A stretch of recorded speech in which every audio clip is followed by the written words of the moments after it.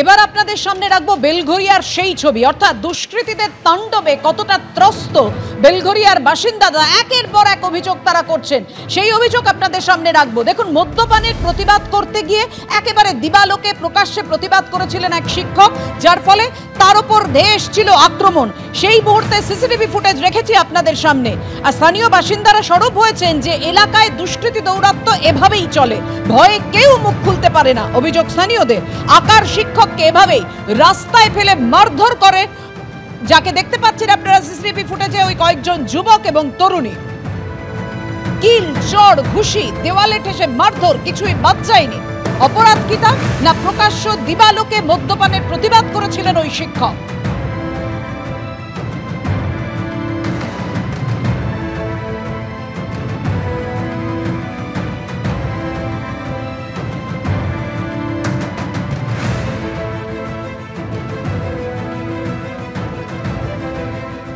চন্দননগরের নেতাজি পল্লী এই ব্লকে গতকাল যেভাবে মদ্যপানের প্রতিবাদ করতে গিয়ে অঙ্কন শিক্ষক নিরুপম পাল আক্রান্ত হয়েছেন, সেই ঘটনায় চাঞ্চল্যকর তথ্য উঠে এসেছে। আমরা রয়েছি এই ঘটনাস্থলে। এই ঘটনাস্থলে যেখানে ইট জড়ো করা রয়েছে ঠিক ঝিলের পাড়ে, সেখানে কয়েকজন যুবক এবং ওই যে গ্রেপ্তার হওয়া তরুণী মঞ্জুরি মুখোপাধ্যায়, তিনি মদ্যপান করছিল এরা। এবং সেই সময় অঙ্কন শিক্ষক নিরুপম পাল এখান দিয়ে বাইকে করে যায় এবং সামনের যে বটতলা মোড় সেখানে পৌঁছয়।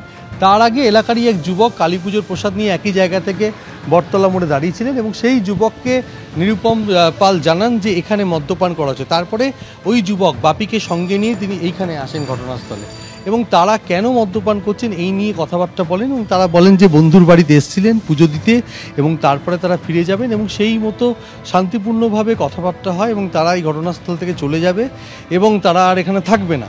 তারপর যখন দেখা যাচ্ছে সিসিটিভি ফুটেজ, অর্থাৎ যে সিসিটিভি ফুটেজে সামনে এসছে মারধরের ঘটনা, সেই সিসিটিভি ফুটেজে দেখা যাচ্ছে ওই যুবক বাপি তিনি বাইকে করে বেরিয়ে যাচ্ছেন।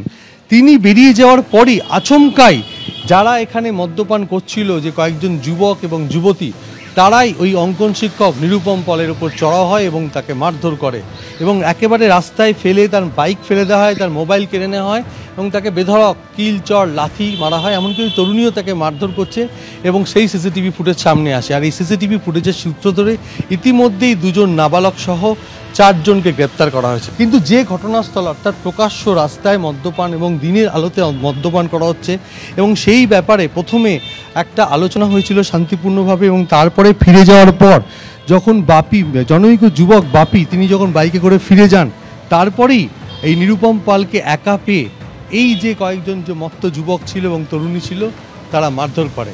আর এই ঘটনাতে রীতিমতো উদ্বেগ এলাকার মানুষের এবং এলাকার মানুষের বক্তব্য যে সন্ধ্যে নামলেই এখানে বহিরাগত যুবক যুবতীদের আড্ডা জমে এবং প্রশাসনের ভূমিকা নিয়ে তারা যথেষ্টই ক্ষুব্ধ।